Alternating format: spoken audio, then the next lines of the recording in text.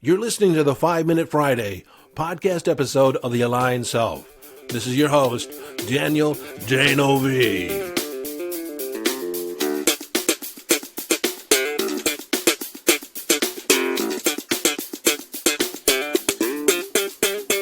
Okay, 5-Minute Friday, a short and concise podcast episode of The Aligned Self, designed to leave you with a question, an idea, a strategy, a tip, a hack, in order to give you greater access to your conscious awareness, evolving your conscious awareness, or give you greater mastery over your mind. Hello, friend, and welcome into this 5-Minute Friday. Now, in the past, I've talked about boundaries. I've done entire episodes on boundaries, and today I want to provide you with a case study, a story about boundaries, and get your opinion on it. I'm going to tell you my opinion on it, but I thought it was a pretty interesting example of boundaries. So Jeff and Rachel were engaged to be married. They'd actually been boyfriend and girlfriend for 3 years and engaged for 2 years. And over the 2 years after they got engaged, Jeff would often show Rachel these videos of spouses smashing cake in each other's faces at the reception. He would always break up laughing, but Rachel never found it funny. She didn't think it was humorous. She didn't even crack a smile. You see, when she was 12 years old at her birthday party, her mother took her head and pushed it down into the cake in front of all her friends. And her mother actually had a history of embarrassing her in a number of ways over the years, basically creating circumstances where they would laugh at Rachel's expense.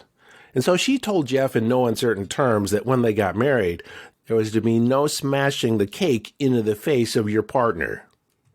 And Jeff said, okay, I agree. I still think it's funny, but I agree. And so the day of the ceremony came. The wedding took place. The wedding was actually very beautiful, very tearful, very emotional. And they get to the reception, and still everything is beautiful. Everything's coming off like a storybook planned wedding, just like it was. And then they got to the cutting of the cake. And then Jeff, all of a sudden, took a piece of cake and smashed it into Rachel's face. In fact, she fought him and messed up her makeup, her hair, and got cake all over her dress. Jeff laughed uncontrollably. Her family, her mother, her father, her sisters and brothers, they all laughed at Rachel. In fact, half the people laughed at the reception. The other half was, somewhat mortified because Rachel was pissed. She was angry. She went and called an Uber, and she left her reception. Everyone's pleading with her, saying, hey, it's no big deal. It was just a joke. But she still left. She left and found a hotel. In fact, she was at a hotel for 3 days. Her phone was blowing up from her parents, her mother says, come on, get over yourself.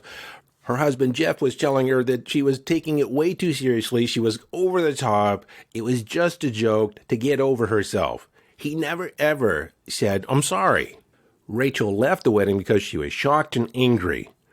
While she was at the hotel, she decided that she was going to file for a divorce. She was going to have the marriage annulled. Everyone around Rachel, her mother, her father, her brothers and sisters, Jeff, his parents, were all saying what a big deal she was making out of the whole thing. She was overreacting. Even so, she went ahead and had the marriage annulled. Do you think she was justified? Would you have ended the marriage? I mean, you've been together for years. You have been planning this wedding for a long time. You loved each other. Just because you got cake smashed in your face, would you call it quits? I don't know about you, but I'm with Rachel. You see, she stated her boundary in no uncertain terms. When we get married, there will be no cake smashing into each other's faces. No, nada. Jeff had also known that this was a source of pain, emotional torment from her past when she was 12 years old. The fact that her parents took Jeff's side in this and basically told her she was overreacting indicated that they had no respect for her emotional boundaries, for her wants and needs. In fact, their entire relationship as she was growing up, making her the brunt of jokes, showed that they did not respect her wishes. So she stated her boundary. He transgressed the boundary with no respect. He thought it was funny. He thought it was a joke. He thought it was hilarious. Ha ha.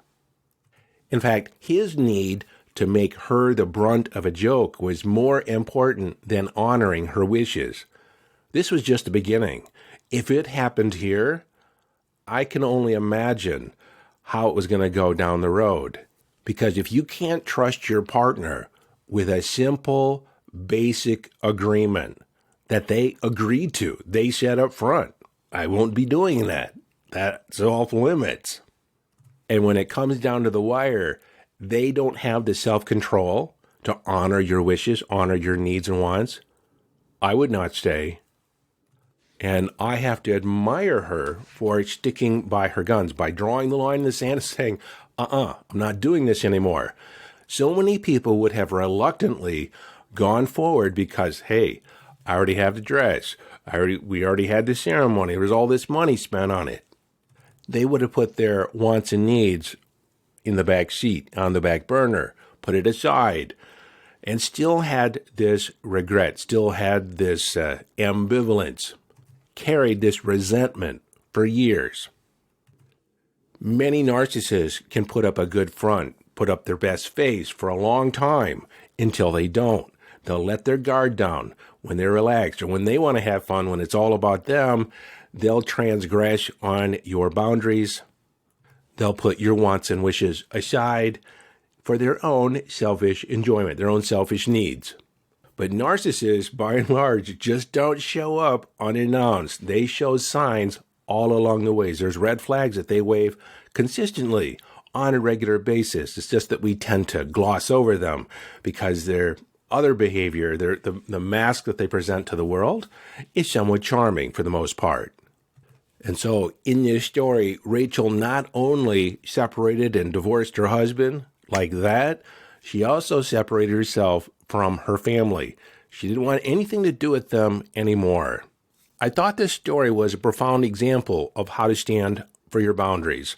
You establish what your rule is. You say, under no uncertain terms, this is the way I want it. Jeff could have said up front, I want to do it. I'm going to go ahead and do it. But he said, no, I will not do it. Don't worry. Everything will be fine. He was planning on a practical prank. He knew all along he was going to go ahead and do it. Surprise her. And then when the time finally came and he pulled his prank, she had the fortitude to actually adhere or stand behind her boundary. She left. She was extremely upset. And then she followed up with a consequence. Every boundary needs a consequence.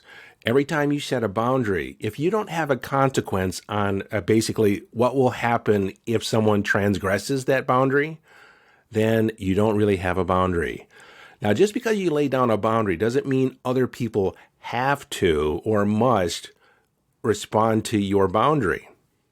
Everyone has the free will to respond however they want. But when people do not respect your boundaries, when you've stated them clearly, then they give you a lot of information of how they're going to be or how they respect you from that point forward. And when they reveal themselves, you have the responsibility to stand by your boundary. You see, this boundary is for you. It's telling you what you will tolerate and what you will not. Rachel tolerated this behavior from her family for years because there was this idea that you can't really divorce your family. But as Rachel found out, she can.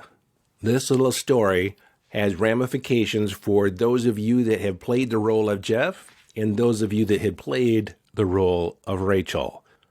Until next time, this is your friend and host, Daniel Denovi, urging you to follow your bliss.